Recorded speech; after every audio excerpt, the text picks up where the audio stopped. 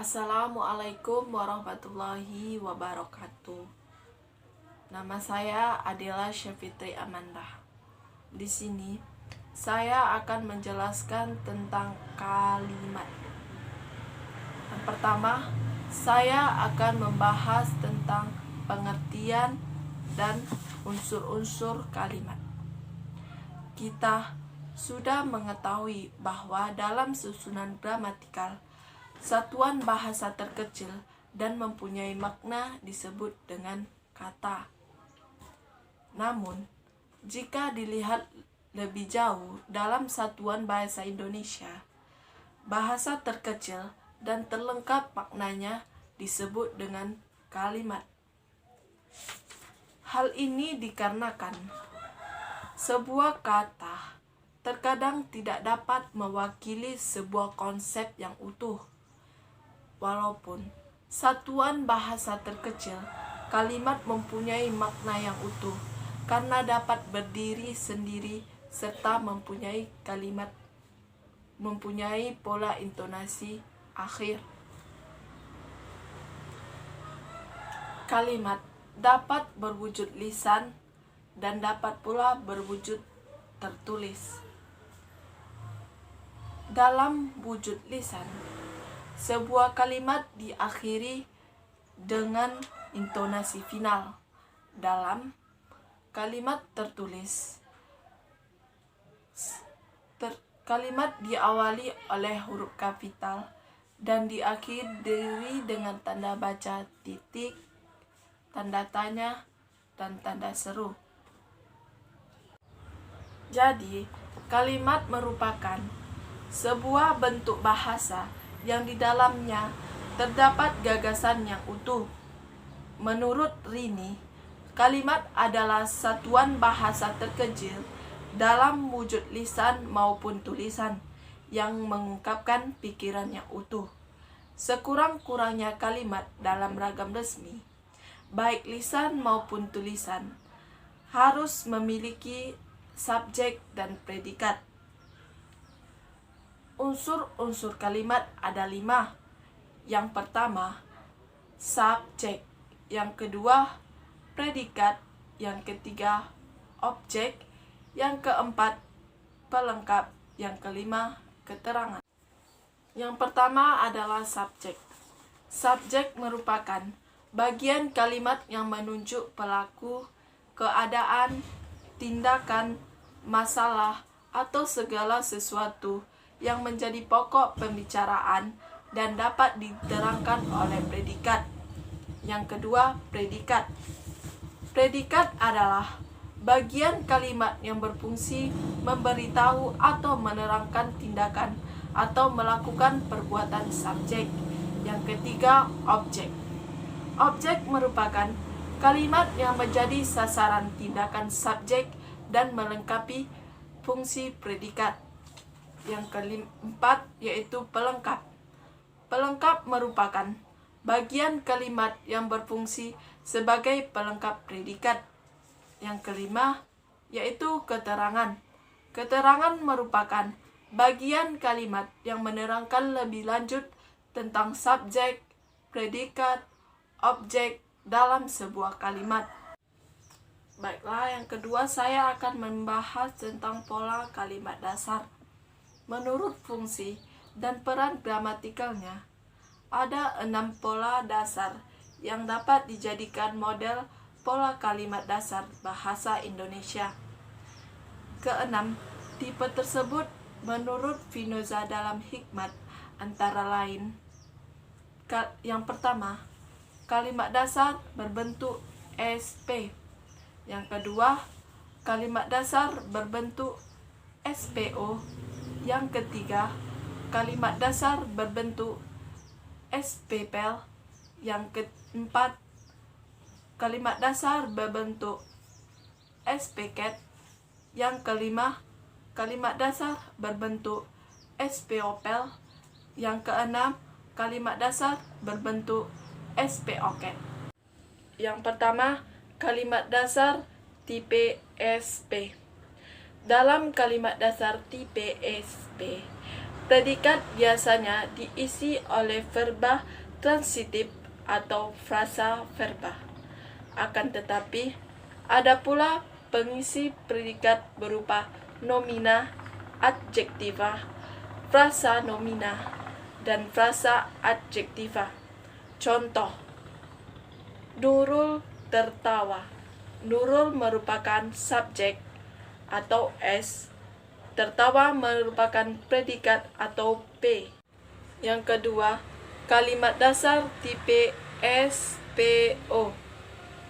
Biasanya, pada kalimat dasar tipe SPO, predikatnya diisi oleh verba transitif yang memerlukan dua unsur pendamping, yaitu unsur subjek dan predikat untuk melengkapinya.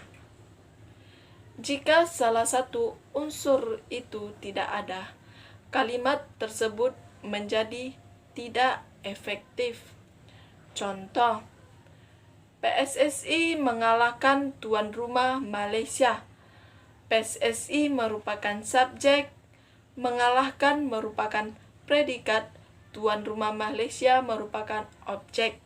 Contoh yang kedua, KPK menangkap para koruptor.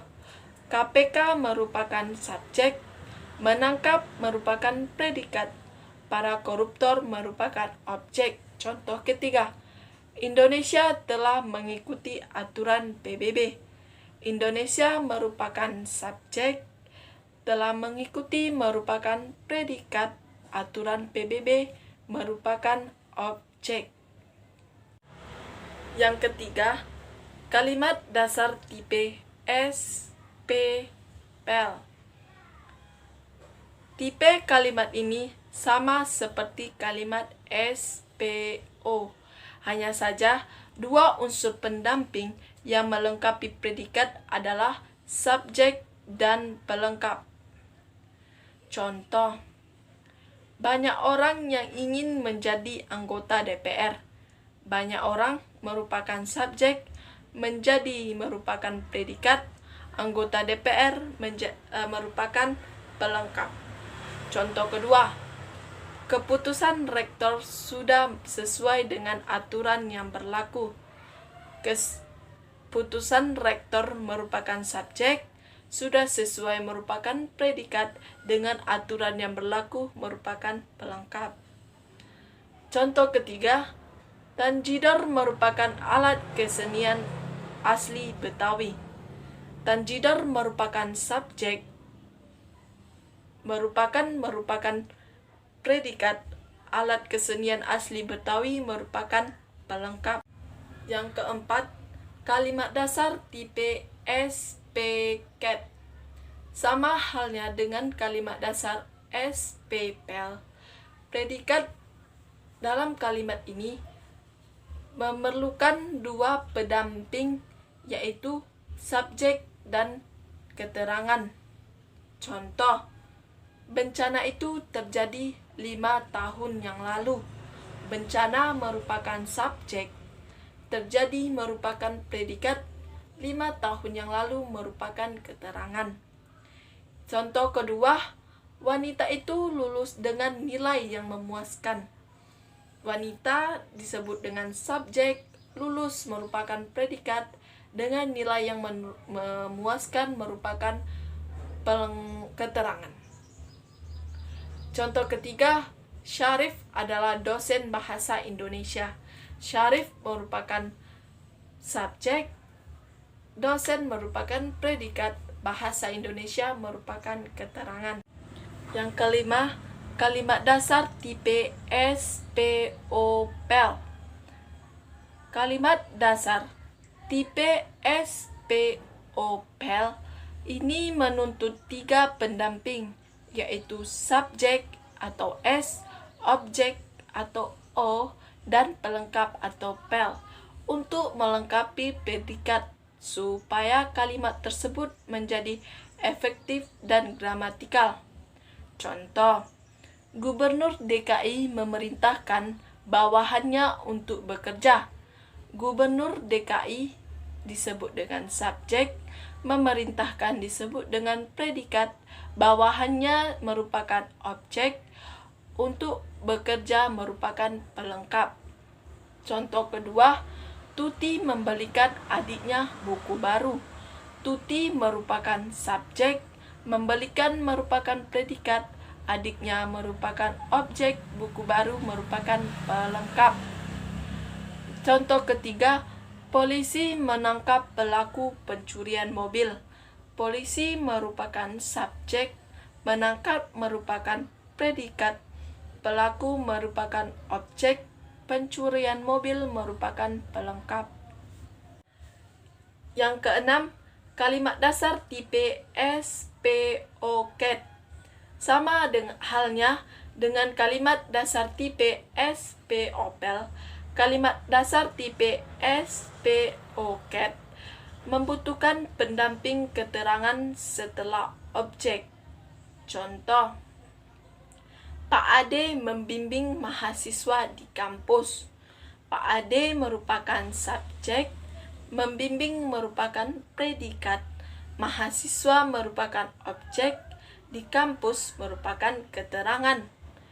Contoh kedua, BNN memeriksa tersangka secara mendetail. BNN merupakan subjek, memeriksa merupakan predikat, tersangka merupakan objek, secara mendetail merupakan keterangan. Yang ketiga, saya akan membahas tentang jenis kalimat. Jenis kalimat dalam bahasa Indonesia dibagi atas beberapa dasar atau jenis. Menurut Spinoza, di dalam hikmat, kalimat dapat dibedakan menjadi beberapa jenis menurut 1. Jumlah klausa pembentukan. Kedua, bentuk dan fungsi isinya. Yang ketiga, kelengkapan unsurnya. Yang keempat, susunan subjek predikatnya. Baiklah, pada kesempatan ini saya akan membahas jenis kalimat berdasarkan jumlah klausanya, yaitu kalimat tunggal dan kalimat majemuk. Yang pertama, saya akan membahas tentang kalimat tunggal. Kalimat tunggal merupakan kalimat yang hanya mempunyai satu gagasan utuh terdiri dari satu subjek dan satu predikat. Biasanya, kalimat tunggal ini berbentuk klausa tunggal. Unsur objek, pelengkap, dan keterangan tidak diharuskan ada dalam kalimat tunggal. Namun, jika predikat berbentuk verba transitif, maka unsur objek diperlukan untuk melengkapi unsur predikat. Menurut Chalk dan Elson and Pickett dalam hikmat, kalimat tunggal adalah kalimat yang terdiri atas satu klausa bebas tanpa klausa terikat. Contoh, Bayu pergi, dia minum, adik bermain. Kalimat tunggal bisa berupa frasa atau klausa sebagai pengisi unsur subjek dan predikatnya. Contoh, anggota DPR itu tersandung kasus korupsi. Contoh kedua, pilihan wanita muda ini baik sekali. Unsur subjek dan predikat pada kalimat tunggal dapat diperluas dan dilengkapi oleh unsur lain seperti objek, pelengkap, dan keterangan. Jadi, kalimat tunggal bukan berarti kalimat pendek, tetapi juga bisa kita temukan kalimat tunggal yang panjang. Hanya saja klausa atau gagasannya tetap satu. Yang kedua, kalimat majemuk. Berbeda dengan kalimat tunggal yang hanya dibentuk oleh satu klausa. Kalimat majemuk merupakan kalimat yang dibentuk dengan gabungan dua atau lebih klausa. Kalimat majemuk terbagi menjadi dua. Yang pertama, kalimat majemuk setara. Yang kedua, kalimat majemuk bertingkat. Menurut Spinoza dalam Hikmat, ciri-ciri dari kalimat majemuk setara adalah: pertama, dibentuk dari dua klausa atau dua kalimat tunggal. Yang kedua, kedudukan kedua kalimat atau klausa tersebut sederajat atau setara. Dalam kalimat majemuk setara, terdapat konjungsi atau kata hubung yang biasanya terdiri dari dan, baik, maupun, tetapi, sedangkan, atau, dan, lalu. Contoh, para pejabat negara harus mempunyai rasa empati yang tinggi dan mampu memperjuangkan nasib masyarakat luas. Pada contoh yang saya sebutkan tadi, merupakan kalimat majemuk setara karena memiliki dua klausa yang sama-sama penting atau sejajar dan setara. Pertanda yang memisahkan dua klausa dalam kalimat majemuk tersebut adalah dan atau konjungsi dan atau tanda hubung dan. Sama halnya seperti kalimat majemuk setara yang terdiri dari dua atau lebih klausa yang sama-sama penting. Kalimat majemuk bertingkat juga terdiri dari gabungan beberapa klausa tunggal. Hanya saja, dalam kalimat majemuk bertingkat, kedua klausa itu tidak sama rata atau tidak sama derajatnya, karena klausa yang kedua merupakan perluasan dari klausa yang pertama. Contoh, para mahasiswa berdemonstrasi ketika para anggota DPR melakukan kunjungan kerja ke Eropa. Contoh kedua, bapak pulang ketika ibu sedang menyiapkan makanan.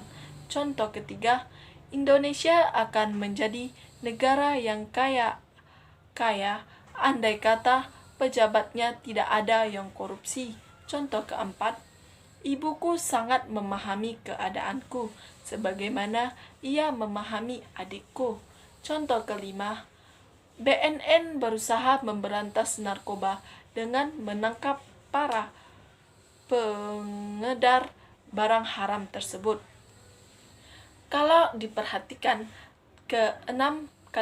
contoh keenam kalimat majemuk bertingkat tersebut terdiri dari dua klausa. Namun, klausa yang kedua merupakan perluasan dari klausa pertama. Antara klausa pertama dan klausa kedua terdapat konjungsi atau kata hubung yang menghubungkan kedua klausa tersebut, yaitu ketika, andaikan, agar, sebagaimana, dan dengan. Kelima kata hubung atau konjungsi tersebut merupakan ciri dari kalimat bertingkat. Tidak hanya kelima konjungsi tersebut, ada beberapa konjungsi antara lain walaupun, karena, seakan, seandainya, dan lain-lain. Jenis kalimat tidak hanya berupa kalimat tunggal dan kalimat majemuk saja. Berdasarkan fungsinya, kalimat dibagi menjadi kalimat berita, kalimat tanya, kalimat perintah, dan kalimat seru. Jika dilihat dari kelengkapan unsur kalimatnya, dibedakan menjadi kalimat mayor atau lengkap dan kalimat minor atau kalimat tidak lengkap.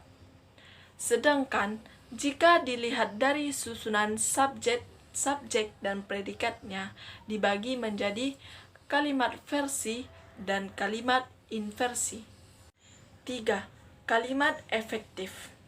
Kalimat dikatakan efektif apabila berhasil menyampaikan pesan, gagasan, perasaan, maupun pemberitahuan sesuai dengan apa yang kita maksud. Untuk itu, mengirim suatu pesan tersebut harus memenuhi syarat kalimat yang baik, yaitu strukturnya benar, pemilihan katanya tepat, berhubungan antar bagiannya logis, dan ejaannya pun harus benar. Keraf dalam hikmat mendefinisikan kalimat efektif sebagai kalimat yang mempersoalkan bagaimana ia dapat mewakili secara tepat isi pikiran atau perasaan penulisnya, bagaimana ia dapat mewakilinya secara segar dan sanggup menarik perhatian pembacanya terhadap apa yang ia bicarakan. Menurut Fuad dalam hikmat, kalimat efektif adalah kalimat yang disusun secara sadar untuk mencapai daya informasi yang diinginkan oleh penulis terhadap pembacanya. Lebih jauh, Dalman dalam hikmat menyebutkan bahwa kalimat efektif merupakan kalimat yang mampu membuat isi dan maksud yang disampaikan itu tergambar secara lengkap dalam pikiran isi penulisnya. Jadi dari pengertian beberapa ahli, kesimpulan dari kalimat efektif yaitu bahwa kalimat dikatakan efektif apabila gagasan yang disampaikan oleh penulis dari kalimat tersebut dapat diterima secara utuh dan tepat oleh pembaca. Kalimat efektif juga kalimat yang tidak berlebih-lebihan dalam penulisannya. Artinya, kalimat tersebut lugas, hemat, dan apa adanya. Baiklah, saya akan melanjutkan tentang syarat-syarat kalimat. Menulis kalimat efektif tidaklah mudah seperti kita berbicara sehari-hari. Dalam menulis sebuah kalimat efektif, kita harus memperhatikan syarat-syarat yang membentuk kalimat itu agar menjadi efektif. Syarat-syarat dalam menulis kalimat efektif sebagai berikut. Yang pertama, kesatuan gagasan. Setiap kalimat yang baik harus jelas memperlihatkan kesatuan gagasannya, mengandung satu ide pokok. Tidak hanya itu, kalimat pun harus memiliki keseimbangan yang harmonis antara pikiran dan struktur bahasa yang dipakai. Ciri-ciri kesatuan gagasan dapat dilihat dari beberapa syarat. Yang pertama, adanya subjek dan predikat yang jelas. Yang kedua, tidak memiliki subjek ganda. Yang ketiga, tidak menggunakan kata penghubung intra-kalimat dalam kalimat tunggal. Yang keempat, predikat kalimat tidak didahului oleh kata yang. Yang kedua, koherensi yang baik dan kompak. Yang dimaksud dengan koherensi yang atau kepaduan yang baik dan kompak adalah hubungan timbal balik yang baik dan jelas antara unsur-unsur kata atau kelompok kata yang membentuk kalimat itu. Penyebab kepaduan atau koherensi rusak. A. Koherensi rusak karena tempat kata dalam kalimat tidak sesuai dengan pola kalimat. Yang B. Kepaduan sebuah kalimat akan rusak pula karena salah mempergunakan kata-kata depan, kata penghubung, dan sebagainya. C. Kesalahan lain yang dapat merusak koherensi adalah pemakaian dua kata yang maknanya tumpang tindih. D. Kesalahan lain yaitu menempatkan keterangan aspek sudah, telah, akan, belum, dan seterusnya. 3. Penekanan. Dalam bahasa lisan, kita dapat mempergunakan intonasi, gerak-gerik, dan sebagainya untuk memberi penekanan atau tekanan pada sebuah kata. Sedangkan dalam bahasa tertulis, hanya hal tersebut tidak mungkin dilakukan. Namun, penekanan kata dalam kalimat dapat menggunakan cara seperti yang berikut. Yang pertama, mengubah posisi kata atau frasa dalam kalimat. Yang kedua, mempergunakan repetisi kata atau frasa. Yang ketiga, pertentangan kata atau frasa. Yang keempat, partikel penekanan. Yang keempat, variasi. Variasi merupakan suatu upaya yang bertolak belakang dengan repetisi. Jika repetisi lebih banyak menekankan kesamaan bentuk, maka variasi justru menghindarinya agar tidak terlalu monoton. Untuk itu, dalam variasi dapat dilakukan dengan cara berikut. A. Variasi sinonim kata. Contoh, 1000 armada Amerika Serikat dikerahkan untuk menyerang pasukan Palestina. B. Variasi panjang pendeknya kalimat. Contoh, sastra menjadi wadah untuk mencurahkan kegelisahan hati. Kegelisahan tentang cinta, keprihatinan tentang tatanan hidup, kehancuran sistem politik, serta sebagai sarana media satir. C. Variasi penggunaan bentuk me dan di. Contoh, pemerintah DKI Jakarta fokus untuk membangun rumah susun dengan cara mengoptimalkan sumber dana yang ada. D. Variasi dengan merubah posisi dalam kalimat. Contoh, guru dihadapkan mempunyai banyak wawasan tentang sastra agar si murid mendapat pelajaran tentang sastra yang mendalam dan menyeluruh. Yang kelima, paralelisme. Paralelisme menempatkan gagasan-gagasan yang sama penting dan sama fungsinya ke dalam suatu struktur atau konstruksi gramatika yang sama. Paralelisme atau kesejajaran bentuk membantu memberi kejelasan dalam unsur gramatikal dengan memperhatikan bagian-bagian yang sederajat dalam konstruksi yang sama. Yang keenam, penalaran atau logika. Yang dimaksud dengan jalan pikiran adalah suatu proses berpikir yang berusaha untuk menghubungkan fakta-fakta menuju kepada suatu kesimpulan yang masuk akal. Tulisan-tulisan yang jelas dan terarah merupakan perwujudan dari berpikir logis. Di bawah ini merupakan hal dasar tentang berpikir logis. A. Definisi atau batasan. Definisi atau batasan yang tepat merupakan kunci dari ciri berpikir yang logis, dan dengan demikian juga menjadi ciri-ciri menulis yang logis. Definisi berupa sinonim kata. Contoh, pendidikan, sinonimnya pengajaran. Kemerdekaan, sinonimnya kebebasan.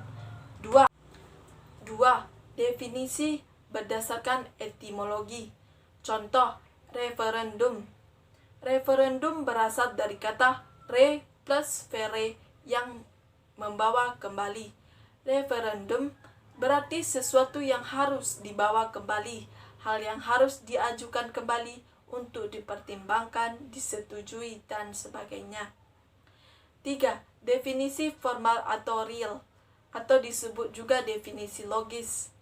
Definisi formal, real, atau definisi logis adalah suatu cara untuk membatasi pengertian suatu istilah dengan membedakan